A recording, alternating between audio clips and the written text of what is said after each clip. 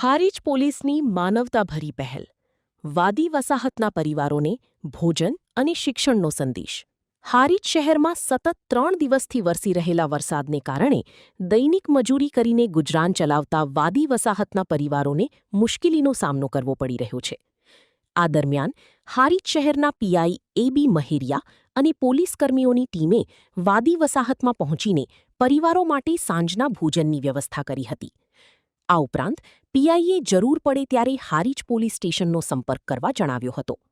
સાથી જ બાળકોને ઉચ્ચ શિક્ષણ અપાવવા અપીલ કરી શિક્ષણ દ્વારા ઉજ્જવળ ભવિષ્ય બનાવી ગરીબીમાંથી બહાર આવવાનો સંદેશ પણ આપ્યો. આ માનવતાભરી પહેલને પરિવારો દ્વારા આવકારવામાં આવી હતી. રિપોર્ટ નરેશ ઠાકર, પાટણ.